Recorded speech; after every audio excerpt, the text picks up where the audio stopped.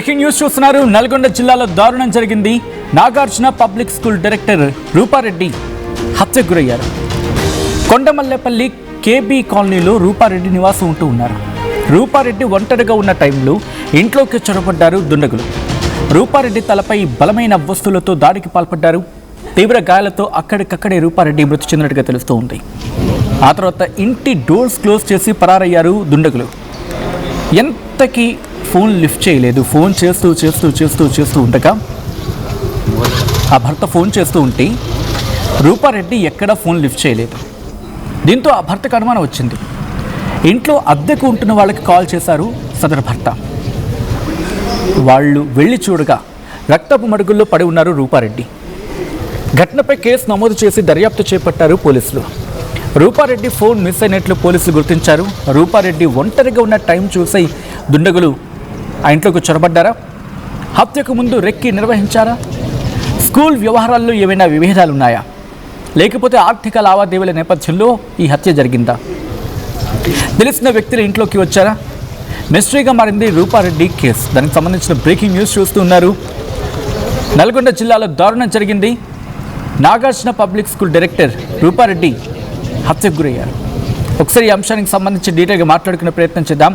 ఇదే అంశానికి సంబంధించి పోలీసు ఉన్నతాధికారులు రియాక్ట్ అవుతూ ఉన్నారు. వాళ్ళు ఏమంటారో చూద్దాం. సుమారు 8:30 సమయంలో మాకు ఒక కంప్లైంట్ రావడం జరిగింది. ఆ కంప్లైంట్ ముఖ్య విషయం ఏంటంటే జేబీ కాలనీ మల్లెపల్లి ఆ ఇంట్లో ఒక స్త్రీ అంటే నా పేరు వచ్చి కదు రూపారెడ్డి వైభవ్ రాజేంద్ర రెడ్డి. వాళ్ళ ఇంట్లో వాళ్ళ వైఫ్ ఇంట్లో పడిపోయి ఆ సమాచారం మాకు అంతగానే ఇమీడియట్ వచ్చేసి మేము వెరిఫై చేయడం పరిశోధించడం జరిగింది. వాళ్ళ ఇక్కడ నాగార్జున స్కూల్కి ప్రిన్సిపల్గా పనిచేస్తుంది ఆవిడ వయసు సుమారు 50 సంవత్సరాలు ఉంటుంది. ఆవిడ మార్నింగ్ ఒక్కడే ఉంది ఇక్కడ. వాళ్ళ హస్బెండ్ హైదరాబాద్లో ఉంటారు, రాజేంద్ర రెడ్డి గారు. నైట్ 7:30 ఫోన్ చేస్తే ఫోన్ స్విచ్ ఆఫ్ వచ్చింది. మాకు తర్వాత స్విచ్ ఆఫ్ వచ్చిందని ఏంటి అని చెప్పి మార్నింగ్ 8 రావడం జరిగింది. వచ్చి వెరిఫై చేస్తే ఆ ఇంటి లోపల ఆవిడ పక్క డోర్ నుంచి లోపల డోర్ ఓపెన్ చేసింది. లోపల బ్లడ్ లో పడిపోయి చనిపోయినట్టు కనిపిస్తా ఉంది. మేము దాని మీద దరఖాస్తు తీసుకుని కేసు రిజిస్టర్ చేసినాం. ఆవిడ పూర్తి స్థాయిలో ఇప్పుడు ఇంకా అది మర్డరా లేకపోతే ఎట్లా జరిగిందనే విషయం ఇంకా పూర్తిగా మనం ఐడెంటిఫై చేసినప్పుడు పిఎంఈకి పంపిస్తున్నాం. పోస్ట్ మార్టం రిక్వెస్ట్ కూడా అయిపోయింది. ఆ పోస్ట్ మార్టం అయిన తర్వాత దాని ఫర్దర్గా అది మర్డరా లేకపోతే సూసైడ్ ఎట్లా జరిగిందనే విషయం మీద పూర్తిగా చెప్పగలుగుతాం. ఒకవేళ అది ఏమన్నా ఒక మర్డర్ అయితే దాని మీద టీమ్స్ పెట్టాం. 2 టీమ్స్ కూడా మూమెంట్ ఉన్నారు. సీసీటీవీ కావచ్చు, సిడిఆర్ కావచ్చు, ఇతరత్ర మిగతా విషయాల మీద మేము పరిశోధించి అదని మేము ఆ కేసుని ముందుకు తీసుకెళ్తాం. ఇది నిన్న 5:30, 5:40 తర్వాత ఫోన్ ఆఫ్ చేశారు. ఫోన్ స్విచ్ ఆఫ్ అయిపోయింది. 5:30 నుంచి నైట్ ఎప్పుడైనా నైట్ మధ్యలో జరిగిందని మేము అనుకుంటున్నాం. 5:40 to 8 వరకు. మార్నింగ్ 8:30 మనకు కంప్లైంట్ వచ్చింది. దాని మీద మనం విచారించి ఫర్దర్గా ఇన్వెస్టిగేట్ చేసి ఇప్పటి వరకు జరిగిన ప్రాథమిక విచారణ ఆవిడ ఎవరు ఇంట్లో ఎవరు లేరు, ఆవిడ ఒక్కడే ఉన్నది. ఎవరు చూసుకోవడం కూడా లేరు. సీసీ కెమెరాలు కూడా ఎక్కడ అయింది అనిపించలేదు. కాబట్టి ఇప్పుడు ఆవిడ మేము ఫర్దర్ గా మేము సిడిఆర్ అనాలిసిస్ కానీ లేదా కెమెరాస్ లోకల్ వెరిఫై చేసి క్లూస్ టీమ్ అవన్నీ వచ్చాయి కదా, క్లూస్ టీమ్ వచ్చింది. క్లూస్ టీమ్ కూడా సర్వీసెస్ తీసుకున్నాం. ఆ తర్వాత స్పెషల్ టీమ్ ఫామ్ చేసినాం. పూర్తి స్థాయిలో విచారణ చేస్తున్నాం. నిజంగానే అది ఒకవేళ అది హత్య అయితే దాని మీద నేరస్తులను గట్టిగా మేము పట్టుకుంటాం. ఖచ్చితంగా వాటి మీద తెలియజేస్తున్నాం. ఉదయం సుమారు రైట్. అది పోలీసుల వెర్షన్. అసలు ఏం జరిగింది ఇన్ డీటెయిల్గా మాట్లాడుకుందాం. ఈ అంశానికి సంబంధించి పూర్తి సమాచారం అందించేందుకు అచ్యుత్ సిద్ధంగా ఉన్నారు. అచ్యుత్, పోలీసుల ప్రిలిమినరీ ఇన్వెస్టిగేషన్లో ఎవరి మీద అనుమానం వ్యక్తమవుతూ ఉంది? కుటుంబ సభ్యులు ఏమంటూ ఉన్నారు? ఎటువంటి క్లూస్ పోలీసులు సంపాదించడం జరిగింది ఇన్వెస్టిగేషన్లో భాగంగా?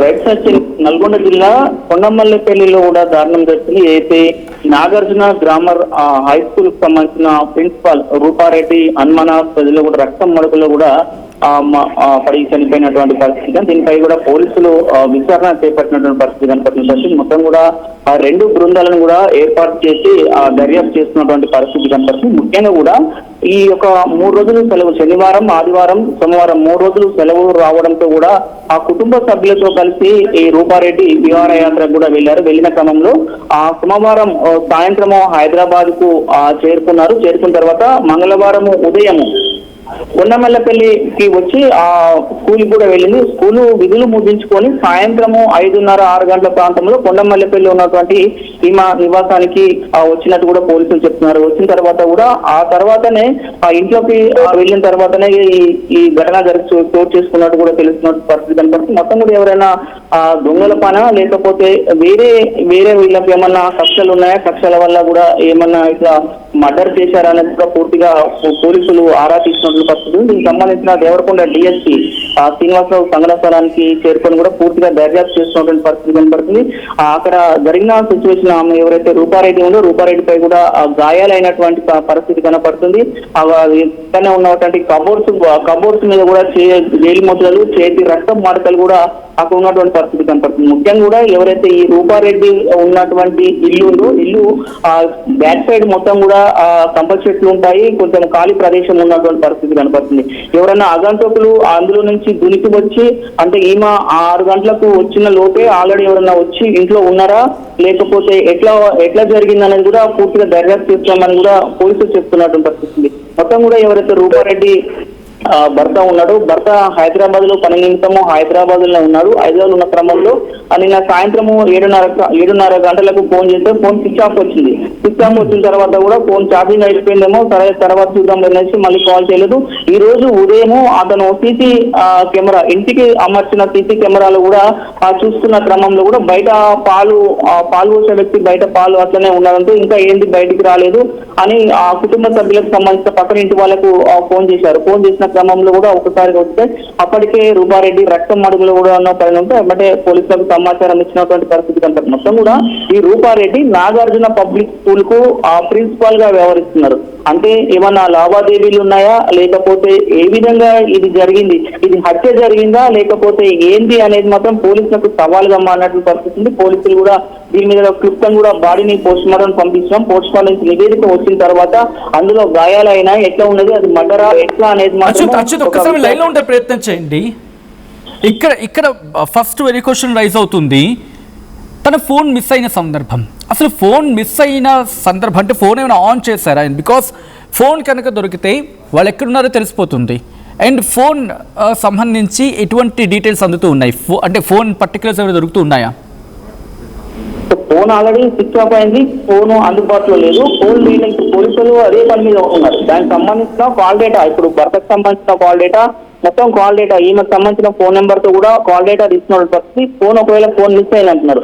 ఫోన్ మిస్ అయినప్పుడు ఆ ఫోన్ ఏ టవర్ యాంగిల్ లో ఉన్నది అనేది కూడా పోలీసులు ఐడెంటిఫై చేస్తున్నారు. అంటే మనకు ఫోన్ స్విచ్ ఆఫ్ అయినప్పుడు టవర్ సరిగా దొరకదు. కాకపోతే ఆ ఫోన్ స్విచ్ ఆఫ్ అంటే బయటికి వెళ్ళేటప్పుడు మాత్రము ఎక్కడ ట్రేస్ అవుట్ అవుతుంది అనేది కూడా పోలీసులు తీసుకున్న పరిస్థితి. అంటే ఇక్కడ ఇంకొకటి ఏంటంటే పోలీసులు చెప్తున్నట్టు ఇటు కుటుంబ సభ్యులు కూడా ఒకటి చెప్తున్నారు పరిస్థితి. ఎవరైనా దొంగలు వచ్చి ఏమన్నా ఈమెని దొంగలు దోచుకొని పోయి ఈమెను హత్య చేసేదేమో అనుకోవడానికి కూడా పోలీసులు చెప్తున్నట్టు ఇంట్లో ఉన్నటువంటి ఈమె ఒంటిపై ఉన్నటువంటి బంగారు ఆభరణాలు కానీ ఇంట్లో ఉన్నటువంటి డబ్బు కానీ ఏ మాత్రమూ పోలేదు, అవి మాత్రము క్షేమంగానే ఉన్నాయని కూడా ఇటు కుటుంబ సభ్యులు చెప్తున్నట్టు పరిస్థితి. చెప్తున్నప్పుడు ఈ మర్డర్ ఏ కోణంలో జరిగింది అంటే ముఖ్యంగా కూడా ఏమన్నా ఇతని భర్త ఎవరైతే రూపారెడ్డి భర్త బిజినెస్ చేస్తున్న క్రమం, ఈమెనేమో డైరెక్టర్ గా స్కూల్ ప్రిన్సిపల్ గా ఉన్నది. అంటే ఇంత ముందు స్కూల్ ఉన్నప్పుడు గతంలో ఏమన్నా వీళ్ళకి ఏమన్నా స్కూల్ లావాదేవీలలో కూడా ఏమన్నా ఇష్యూస్ ఉన్నాయా లేకపోతే ఎవరైనా ఈ మధ్యన ఫాల్ చేశారా? ఇప్పుడు మనకు ఫోన్ డేటా ఒక చిన్న క్లారిటీ ఇచ్చే తీసుకునే ప్రయత్నం చేస్తున్నాను. రూపారెడ్డి అలాగే భర్త ఇద్దరు అక్కడే ఉంటారా లేకపోతే ఆయన ప్రస్తుతం దూరంగా ఉంటూ ఉన్నారా బిజినెస్ కార్యక్రమాల భాగంగా? వీళ్ళు హైదరాబాద్ లో ఇల్లు ఉంది, ఇక్కడ ఇల్లు ఉంది. వీళ్ళు మాత్రం ఈ కుటుంబ సభ్యులు మాత్రం చెప్తుంటే మొన్న 3 రోజులు హాలిడేస్ వచ్చిన క్రమంలో మేము విహారయాత్రకు వెళ్ళొచ్చిన తర్వాత వీళ్ళందరూ హైదరాబాద్ కు చేరుకున్న తర్వాత ఎవరైతే రూపారెడ్డి భర్త ఉన్నాడో అతను హైదరాబాద్ లో ఉండిపోయాడు. ఆయన హైదరాబాద్ లో బిజినెస్ పర్పస్ లో ఆయన హైదరాబాద్ లో ఉన్నాడు. ఈ రూపారెడ్డి మాత్రము మార్నింగ్ మంగళవారం నాడు స్కూల్ ఉంది కాబట్టి మంగళవారం ఉదయమే ఈ మన కొండమల్లపల్లికి వచ్చి స్కూల్ కి వెళ్ళి నైట్ వచ్చిన తర్వాత సాయంత్రం 5:30-6 గంటలకు స్కూల్ అయిపోయిన తర్వాత ఇంటికి వచ్చిన తర్వాత కూడా ఈ ఘటన చోటు చేసుకున్నటువంటి పరిస్థితి కనపడుతుంది. అదే దీని మీదనే విచారణ చేపడుతున్నటువంటి పరిస్థితి. పోలీసులు దీని మీద విచారణ చేపడుతున్నారు. అంటే 6:30 వరకు కూడా ఎలాంటి జరగలేదు. 6:30 తర్వాతనే ఈ సీన్ మొత్తం క్రియేట్ అయింది కాబట్టి ఏమన్నా ఏ యాంగిల్లో జరిగింది అన్ని యాంగిల్లో కూడా చూస్తున్నటువంటి పరిస్థితి కనపడుతుంది. అంటే ఇంతకుముందు రూపారెడ్డికి సంబంధించిన భర్తకు సంబంధించిన లావాదేవీలలో ఏమైనా ఇష్యూస్ ఉన్నాయా, లేకపోతే ఈమెకు సంబంధించిన ఈ స్కూల్ వ్యవహారంలో ఏమైనా ఉన్నాయా, లేకపోతే ఓకే, అంటే వాటి గురించి మాట్లాడుకుందాం. అంటే ఫస్ట్ ఇనీషియల్ గా ఇటువంటి ఇష్యూస్ జరిగినప్పుడు మొట్టమొదటి ఇన్వెస్టిగేషన్ ఆ ఇంట్లో రూపా ఒక్కరే ఉన్నారు అనేది వినిపిస్తున్నమాట. అంటే పని వాళ్ళు గట్రా ఎవరైనా ఉంటారా, లేకపోతే తను ఒక్కరే ఉంటారా? ఎందుకంటే ఇవన్నీ కూడా ఎప్పుడైనా ఒక అటాక్కి వెళ్ళే వ్యక్తులు ఇవన్నీ వాళ్ళు ఒక్కసారి రెక్కి నిర్వహించుకుని వెళ్ళే సందర్భం కనిపిస్తూ ఉంటుంది. కాబట్టి ఎవరైనా ఉంటారా, లేకపోతే ఎట్లా ఉంటుంది? నా ఇంట్లో మాత్రము రూపారెడ్డి మాత్రం ఒకటే ఉన్నటువంటి పరిస్థితి కనపడతా. అంటే భర్త పన్నెండు హైదరాబాద్ ఉంటాడు కాబట్టి అప్పుడప్పుడు ఇక్కడికి వచ్చిపోతుంటారని కూడా కుటుంబ సభ్యులు చెప్తున్న పరిస్థితి. రూపారెడ్డి స్కూల్ ఇక్కడనే ఉంటుంది కాబట్టి ఆమె ప్రతిరోజు స్కూల్ అటెండెన్స్ కావాల్సింది కాబట్టి రూపారెడ్డి ఇక్కడనే ఉంటారు. రూపారెడ్డి ఉదయం స్కూల్కి వెళ్తే మళ్ళీ సాయంత్రం వస్తున్నారు. వీళ్ళ కుటుంబ సభ్యులకు సంబంధించిన వీళ్ళందరూ కూడా వీళ్ళకి సంబంధించిన హైదరాబాద్ లోనే వీళ్ళకి సంబంధించిన భర్త వీళ్ళందరూ హైదరాబాద్ లోనే ఉంటున్నారు. స్కూల్ నిమిషం ఇవి ఇక్కడనే ఉంటున్నట్టు పరిస్థితి కనపడుతుంది. మనం ఆ సరౌండింగ్ ఇప్పుడు ఈ రూపారెడ్డి ఉన్న ఇల్లు సరౌండింగ్ చూస్తే మొత్తం కొంచెము ఖాళీ ప్రదేశంలో ఉన్నటువంటి పక్కన మొత్తం చెట్లు ఉన్నటువంటి పరిస్థితి ఉంది. మొత్తం వెనక బ్యాక్గ్రౌండ్ వెనక పహారీ రోడ్ వెనక కూడా కంప చెట్లు ఉన్నటువంటి పరిస్థితి కూడా కనపడుతుంది. సో ఓవరాల్ గా పోలీసులు మాత్రం దీని మీద పూర్తిగా దర్యాప్తు చేస్తున్న పరిస్థితి. వాళ్ళకు ఒకటే పోలీసులకు సవాల్గా మారింది ఏంటి అంటే ఒకటే రూపారెడ్డి హత్యకు గురైంది, ఇది హత్య జరిగిందా లేకపోతే ఏ విధంగా జరిగింది అనేది దర్యాప్తు చేస్తున్నామని కూడా 2 బృందాలను ఏర్పాటు చేసి దర్యాప్తు చేస్తున్నామని చెప్తున్నారు. మొత్తం కూడా సీసీ కెమెరా అలాంటివి లేవా ఇంటికి? అసలు సీసీ ఇప్పుడు మనకు భర్త కూడా సీసీ కెమెరాలో చూశాను. సీసీ కెమెరాలో చూసిన తర్వాత ఇది ఆ పాలు ఇంకా తీసుకువెళ్ళలేదు, పాలు బయటనే ఉన్నది, అతను పాలు పోసిపోయాడు కానీ ఇంకా ఈమె లోపలికి తీసుకుపోలేదు అన్న ఉద్దేశంతో ఎవరైతే భర్త ఉన్నాడో భర్త కుటుంబ సభ్యులకు వేరే వాళ్ళకి పక్క బంధువుల వాళ్ళకి ఫోన్ చేశారు. ఫోన్ చేస్తే వాళ్ళు వచ్చారు. అయితే ఇప్పుడు ఈ సీసీ కెమెరాకి సంబంధించిన ఈ ఇంట్లో ఉన్నటువంటి సీసీ కెమెరాకి సంబంధించిన డేటా మొత్తం పోలీసులు హ్యాండ్ ఓవర్ చేస్తున్న పరిస్థితి ఉంది.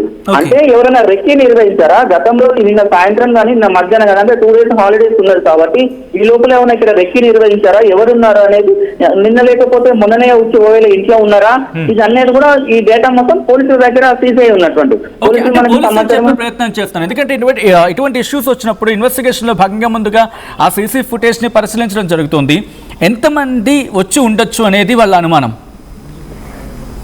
ఆ పోలీసులు ఇప్పుడు డిఎస్పీ గారు కూడా మాట్లాడారు. డిఎస్పీ గారితో మాట్లాడటం డిఎస్పీ గారు ఒకటే చెప్తున్న పరిస్థితి మొత్తం కూడా మేము దర్యాప్తు చేస్తున్నాము, మీకు ఒక క్లారిటీ రావాలంటే ఒక 1 day 2 days లో కూడా మేము పూర్తిగా క్లారిటీ ఇచ్చేస్తామనే ఆ వాదన చెప్పుకుంటూ వస్తున్నాడు వాళ్ళు. సీసీ కెమెరాలలో అంటే బయట ఉన్న సీసీ కెమెరాలు కూడా మేము ఆ రోడ్డు పైన ఉన్న బయట ఉన్న సీసీ కెమెరా కూడా చెక్ చేస్తున్నామని చెప్తున్నారు. కానీ పోలీసులు ఎంతమంది ఈ దీంట్లో ఉన్నారు వాళ్ళు ఒకటే చెప్తున్నారు, ఇది హత్య జరిగిందా లేకపోతే ఎట్లా దుండగుల పనా లేకపోతే వేరే వాళ్ళ పనా అనేది మొత్తం మేము ఒక క్లారిటీ ఇస్తాం కాబట్టి ఇప్పుడు ఏమి సమాచారం దర్యాప్తు చేస్తున్నామనే పోలీసులు చెప్తున్న పరిస్థితి. దాన్ని బట్టి పోలీసులు మాత్రం ఆ సీసీ కెమెరాలు మొత్తం ఇప్పుడు ఇంట్లో ఉన్నటువంటి ఇంటి దగ్గర ఉన్నాడు సీసీ కెమెరా మొత్తం పోలీస్ హ్యాండ్ ఓవర్ లో వెళ్ళిపోయినట్టు పరిస్థితి చెక్ చేస్తున్నారు. ఆ బయట నుంచి వ్యక్తులు ఎవరైతే కొండమల్లి పై నుంచి ఆ ఇంటికి సమీపంలో ఉన్నటువంటి సీసీ కెమెరాలు కూడా పూర్తిగా ఇలాగా రెటిఫై చేసి మొత్తం చెక్ చేస్తున్నటువంటి పరిస్థితి. మొత్తం కూడా దీనికి సంబంధించి మొత్తం ఒక రోజు 2 రోజుల్లో కూడా పూర్తిగా రేపు మాకు నివేదిక వస్తుంది. పోస్ట్ మార్టం చేసిన తర్వాత నివేదిక వస్తే ఆ నివేదిక ప్రకారం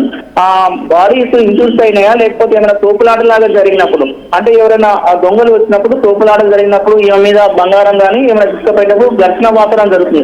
ఆ క్రమంలో అక్కడున్న ఎవరైనా దుండగులు ఉన్నారో ఈ అమ్మాయి కూడా మా మీద దాడి చేస్తుందని వాళ్ళు ఏమన్నా ఈమెని మర్డర్ చేసి ఆ దొంగ ఎత్తుకపోయిన ప్రయత్నం చేశారా అంటే ఏమన్నా దెబ్బలు తగిలే అవకాశం ఉంటుంది తోపులాటలు జరిగినప్పుడు. ఇక్కడ నేను మళ్ళీ అడిగే ప్రయత్నం చేస్తాను. అఫ్ కోర్స్ ఇన్వెస్టిగేషన్ జరుగుతోంది, మీకు ఇన్ఫర్మేషన్ చెప్పే ప్రయత్నం చేయండి. ఫర్ సపోజ్ దుండగులు ఇంట్లో కనుక వెళ్ళి ఉండి తన మీద అటాక్ చేయాలనుకున్నప్పుడు అంటే ఒకసారి దొంగతనం కోణం నుంచి మాట్లాడుకుందాం. అంటే ఇంట్లోకి దొంగతనం కోసం వెళ్ళినప్పుడు తన మీద అటాక్ చేసి తన బంగారు ఆభరణాన్ని దోచుకునే ప్రయత్నం చేస్తారు. అప్పుడు కన్ఫ్రంటేషన్ జరిగినప్పుడు పెనుగులాట జరిగినప్పుడు అప్పుడు అటాక్ చేసే ప్రయత్నం చేస్తారు. ఇప్పుడు ఈ కేసులో పోలీసులు చెప్తోంది ఏంటి అంటే కన్ఫ్రంటేషన్ లాంటిది ఏమైనా జరిగిందానా లేకపోతే ఇందాక మీరు ఒక మాట అన్నారు తన దగ్గర ఉన్న బంగారు ఆభరణాలు ఏమీ తీసుకెళ్లేదని చెప్పి కుటుంబ సభ్యులు చెప్పారని చెప్పి. సో ఇక్కడ కుటుంబ సభ్యులు ఎటువంటి అనుమానం వ్యక్తం చేయడం జరుగుతోంది, ఎటువంటి ఆరోపణలు ఇక్కడ వినిపిస్తూ ఉన్నాయి, దొంగతనానికి వచ్చినట్టుగా ఏమైనా కనిపిస్తూ ఉన్నాయా? లైక్ అక్కడ రూములోకి వెళ్ళి ఆ సామాన్లు పూర్తిగా చిందరవందరగా పడేయడం, లేకపోతే ఇటువంటి ఆనవాళ్ళు వదులుతూ ఉంటారు ఒకవేళ దొంగతనం ఆ పాయింట్ ఆఫ్ వ్యూలో ఆలోచించినప్పుడు. ఇక్కడ కుటుంబ సభ్యులు ఏమంటూ ఉన్నారు అచ్యుత్? మీరు అన్నట్టు అక్కడ తూపులాటలు జరుగుతుంది దొంగతనానికి వచ్చినప్పుడు. మీరన్న అక్కడ మాత్రము ఆ ఘర్షణ వాతావరణం కూడా ఎక్కడ ఏపలేదు. అంటే మామూలుగా వేరే కిచెన్ లో పోయినప్పుడు తూపులాడినప్పుడు చైర్లు పక్కకు వెళ్ళడము లేకపోతే ఘర్షణ వాతావరణం ఉంటుంది, కానీ అలాంటిది ఏం కాదు. కాకపోతే ఏంటంటే ఇప్పుడు అక్కడ ఆమె ఎప్పుడైతే పడిపోయిన తర్వాత కబోర్డ్స్ మీద ఉన్నాయి. ఆ కబోర్డ్స్ మీద కూడా మొత్తం ఆ చేతి ఆ వేళ్ళు ఉన్నాయి, మొత్తం బ్లడ్ మొత్తం దాని మీద ఉన్నాయి అనేది పోలీసులు చేస్తున్నారు. ఇది మొత్తం కుటుంబ సభ్యులు మాత్రం ఒకటే వీళ్ళు కుటుంబ సభ్యులు ఏం చెప్తున్నారంటే మాకు ఎలాంటి గొడవలు లేవు, మాకు ఎవరితో కూడా బాధ కక్షలు లేవు, ఏమీ లేవు, మేము ప్రశాంతంగానే ఉన్నామని కుటుంబ సభ్యులు చెప్తున్నారు. కుటుంబ సభ్యులు మాత్రం ఎవరైనా దొంగలు వచ్చి అటాక్ చేయడం వల్లనే ఇలా జరిగిందేమని ఒక ఆరోపణ చేస్తున్నారు. కుటుంబ సభ్యులు మాత్రము మేము మాత్రము మాకు ఎవరితోటి గొడవలు లేవు. ఇప్పుడు నేను బిజినెస్ పర్పస్ లో భర్త ఎవరికి బిజినెస్ పర్పస్ లో మాకు కూడా ఎవరితోటి కూడా ఎలాంటి గొడవలు లేవు. ఇటు స్కూల్ కి సంబంధించిన ప్రిన్సిపాల్ ఉంది కాబట్టి ఇక్కడ కూడా ఏం లేవు అనేది వాళ్ళు కుటుంబ సభ్యులు చెప్తున్నటువంటి పరిస్థితి కనుక అక్కడ సిచ్యువేషన్ చూస్తే మాత్రము ఆ మర్డర్ అయి ఉన్నటువంటి రూపారెడ్డి అతి దారుణంగా మాట్లాడిన కత్తిపోట్లు పొడిచిన గాయాలు స్పష్టంగా కనపడుతున్నటువంటి పరిస్థితి. అయితే అక్కడ మాత్రం పూర్తిగా అయితే మర్డర్ జరిగిందంటే ఇది ఒక 50% దొంగతనానికి వచ్చి ఎవరైనా చేశారా, లేకపోతే ఇంకొక 50% మాత్రం ఏమన్నా వీళ్ళకి సంబంధించిన పాత కక్షలు లేకపోతే ఆర్థిక లావాదేవీల విషయంలోనా లేకపోతే వేరే కోణంలో ఇంకా వేరే ఏమైనా కోణాలు ఉన్నాయా? అన్ని కోణంలో కూడా పోలీసులు మాత్రం ముమ్మరంగా దర్యాప్తు చేస్తాం. ఎక్కడ కూడా మేము వెనకం చేసే పరిస్థితి లేదు.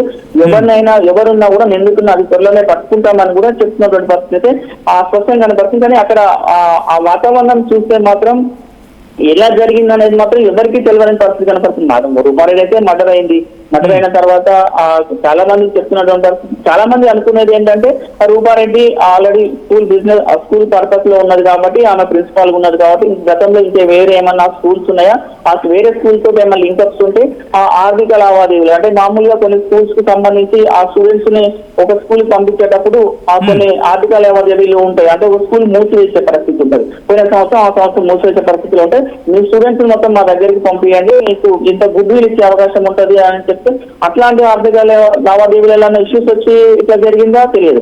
ఇటు భర్తకు సంబంధించి లావాదేవీల విషయంలో జరిగిందా ఎట్లా జరిగిందని పోలీసులు మాత్రం దీని ఒక సవాలుగానే తీసుకున్న పరిస్థితి కనపడుతుంది. ఎట్టి పరిస్థితుల్లో బృందాలను అయితే ఏర్పాటు చేస్తాం. మొత్తం సీసీ కెమెరాలు చూస్తున్నాం, ఫింగర్ ప్రింట్స్ తీసుకున్నాం. మొత్తం ఫింగర్ ప్రింట్స్ ఇప్పుడు మనం చెప్పినట్టు ఏదైతే కబోర్డ్ మీద సంబంధించి వేలిముద్రలు ఉన్నాయో అవన్నీ కూడా ఫింగర్ ప్రింట్స్ తీసుకొని వాళ్ళ సాంకేతిక పరిజ్ఞానంతో కూడా పూర్తిగా మేము అయితే దర్యాప్తు చేస్తున్నాము. సీసీ కెమెరాలు చూస్తున్నాము. ఇటు ఫింగర్ ప్రింట్స్ జాగిలాలను కూడా తెప్పిస్తాం. జాగిలాలను తెప్పించినంత జాగిలాలు కూడా ఎక్కడ కూడా బయట వరకు వచ్చి ఆగిపోయినటువంటి పరిస్థితి ఉంది. అంటే వీళ్ళు బహుశా గోడ దూలికి పారిపోతే మాత్రం చెప్పలేము.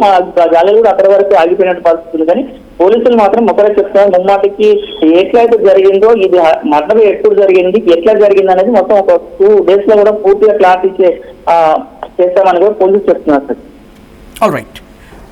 ఆల్రెడీ ఒక్కసారి మీ లైన్లో ఉండే ప్రయత్నం చేయండి అచ్యుత్. నల్గొండ జిల్లాలో దారుణమైన ఘటన చోటు చేసుకుంది. Nagarjuna public school director Rupa Reddy హత్యకు గురయ్యారు. కొండమల్లేపల్లి కేబీ కాలనీలో రూపారెడ్డి నివాసం ఉంటూ ఉన్నారు. రూపారెడ్డి ఒంటరిగా ఉన్న టైంలో ఇంట్లోకి చొరబడ్డారు దుండగులు. రూపారెడ్డి తలపై బలమైన వస్తువులతో దాడికి పాల్పడ్డారు. తీవ్ర గాయాలతో అక్కడికక్కడే రూపారెడ్డి ప్రాణాలు విడిచినట్టుగా తెలుస్తోంది. అనంతరం ఇంటి డోర్స్ క్లోజ్ చేసి పరారయ్యారు ఆ దుండగులు. ఫోన్ చేసినా కూడా ఎన్నిసార్లు ఫోన్ చేసినా ఇటు రూపారెడ్డి ఫోన్ లిఫ్ట్ చేయట్లేదు. ఎవరు? భర్త ఫోన్ చేసినప్పుడు. దీంతో ఆ భర్తకు అనుమానం వచ్చింది. ఆ ఇంట్లో అద్దెకు ఉంటున్న వాళ్ళకి కాల్ చేశాడు భర్త. వారు వెళ్ళి చూడగా రక్తపు మడుకుల్లో రూపారెడ్డి కనిపించడంతో వాళ్ళు ఒక్కసారిగా షాక్ గురయ్యారు. వెంటనే పోలీసులకు ఇన్ఫర్మేషన్ అందించారు. పోలీసులు అక్కడికి చేరుకున్నారు. ఘటనపై కేసు నమోదు చేశారు. ఇన్వెస్టిగేషన్ స్టార్ట్ చేశారు. రూపారెడ్డి ఫోన్ మిస్ అయినట్లు పోలీసులు గుర్తించారు. రూపారెడ్డి ఒంటరిగా ఉన్న టైంని చూసి దుండగులు వచ్చారా, లేకపోతే హత్యకు ముందు రెక్కి నిర్వహించారా? స్కూల్ వ్యవహారాల్లో ఏవైనా విభేదాలు ఈ ఘాతుకానికి దారితీసి ఉంటాయా, లేకపోతే ఆర్థిక లావాదేవీల నేపథ్యంలో హత్య జరిగిందా? తెలిసిన వ్యక్తులే ఇంట్లోకి వచ్చి చంపారా, లేకపోతే అటాక్కి పాల్పడే ప్రయత్నం చేశారా? మిస్టరీగా మారింది రూపారెడ్డి కేసు. అండ్ ఈ ఘటనలో అనేక కోణాల్లో పోలీసుల దర్యాప్తు జరుగుతూ ఉంది. ప్రస్తుతం రూపారెడ్డి ఫోన్ అత్యంత కీలకంగా మారింది దర్యాప్తులో భాగంగా. ఎందుకు తన ఫోన్ తీసుకెళ్ళిపోయే ప్రయత్నం చేశారు? ఫోన్లో ఏమైనా కీలకమైన ఆ డేటా ఉందా? ప్రస్తుతం అనేక కోణాల్లో పోలీసుల దర్యాప్తు జరుగుతుంది. అనేకమైన క్వశ్చన్స్ రైజ్ అవుతున్నాయి. ఫోన్ ఎందుకు తీసుకువెళ్లారు? ఫోన్ మాయం చేయాలని ప్రయత్నం ఎందుకు చేశారు? ఫోన్ అక్కడి నుంచి తన నుంచి ఎందుకు తీసుకువెళ్ళిపోయే ప్రయత్నం చేశారు? ఎందుకు దొంగలించారు? వినిపిస్తున్న మాట ఇక్కడ ఇంట్రెస్టింగ్గా, ఒకవేళ దొంగతనానికి వచ్చిన దుండగులు అయ్యుంటే కనుక తన దగ్గర ఉన్న బంగారు ఆభరణాన్ని కూడా తీసుకువెళ్ళి ఉండాలి కదా. వినిపిస్తున్న మాట గ్రౌండ్ నుంచి అంటే తన దగ్గర ఉన్న బంగారు ఆభరణాన్ని తీసుకువెళ్ళలేదు. బట్ తీసుకువెళ్ళారా లేదా as of now biggest question mark. ఏమైనా పెనుగులాట జరిగిందా? దొంగతనానికి వచ్చారా? దొంగతనానికి వచ్చిన సందర్భంలో పెనుగులాట జరిగినప్పుడు అప్పుడు అటాక్ చేసి ఇక బంగారు ఆభరణాలు కాదు ప్రాణాలు ముఖ్యం, మనం ఎక్కడ దొరికిపోతామని చెప్పి తప్పించుకొని పారిపోయే ప్రయత్నం చేశారా? లేకపోతే ఒంటరిగా ఉన్న టైం చూసి అటాక్ పాల్పడాలని చెప్పి ప్లాన్ చేసుకొని వచ్చారా? ఇవన్నీ కూడా అనేకమైన క్వశ్చన్స్ ఉన్నాయి. ప్రస్తుతం ఇంటి సీసీ ఫుటేజ్ని పోలీసులు కలెక్ట్ చేసుకున్నారు. వాటిని పరిశీలించడం జరుగుతోంది. అనేక కోణాల్లో పోలీసుల దర్యాప్తు జరుగుతూ ఉంది.